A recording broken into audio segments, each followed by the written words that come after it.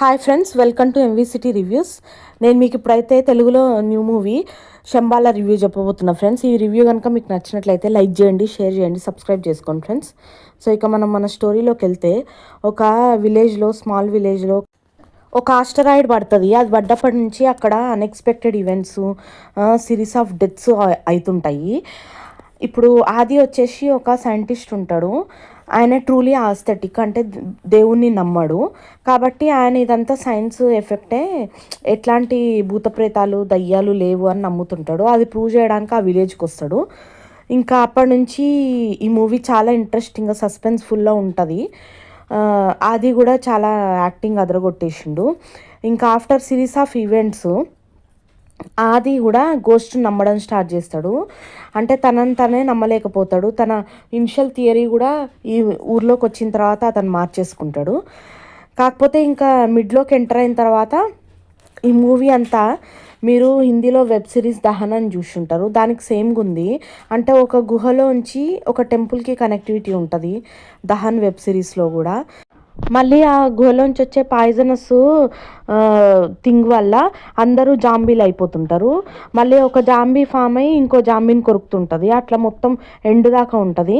కాకపోతే ఈ మూవీలో జాంబీ అని పెట్టకుండా ఇప్పుడు ఆస్ట్రాయిడ్ పడ్డప్పుడు ఆ గుహలోంచి ఒక భూతం బయటకు వస్తుంది.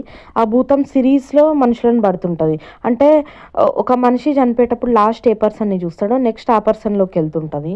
మళ్ళీ ఇక్కడ నెరూ బస్ట్ అని చెప్పి ఒక న్యూ థియరీ కూడా పెట్టిండ్రు ఇంట్రెస్టింగ్ ఉండడానికి. నెరూ బస్ట్ అయి ఒక్కొక్క పర్సన్ చనిపోతుంటాడని పోస్ట్ మార్టంలో చూపించడం, అదంతా చాలా వింత వింతగా ఉంటుంది. కానీ ఆ యక్షిని సీన్ అయితే, ఒక యక్షిని ఉంటుంది, ఆమె ఆ గోస్ట్ని ఎట్లాగైనా అంతం చేయాలని చెప్పి ఆ గుహలోకి వెళ్ళిపోయి సజీవ సమాధిలోకి వెళ్ళిపోతుంది. ఇదైతే సేమ్ టు సేమ్ నాకు అరుంధతిలో సీను అనుష్క కూడా కొబ్బరికాయలు కొట్టించుకొని సైతాన్ని అంతం చేయడానికి చనిపోతుంది ఓన్గా కావాలని. అట్లా కాపీ చేసినట్టే ఉంది ఈ సీన్ అయితే. సో ఎండ్లో మాత్రం కొంచెం ల్యాగింగ్గా, ఇంకా ఈ సీక్వెన్స్ ఎప్పుడు అయిపోతుంది, ఇది ఎప్పుడు ఎండ్ అయిపోతుందని మనకు విసుగొస్తుంటుంది. పర్సన్ టు పర్సన్ ఆ భూతం బట్టి వికృత చేష్టలు చేస్తుంటుంది. ఇంకా ఇది ఎప్పుడు ఫినిష్ అవుతుందా అని అనుకునే టైంకి ఒక చిన్న పాప క్లైమాక్స్లో ఇన్వాల్వ్ అవుతుంది.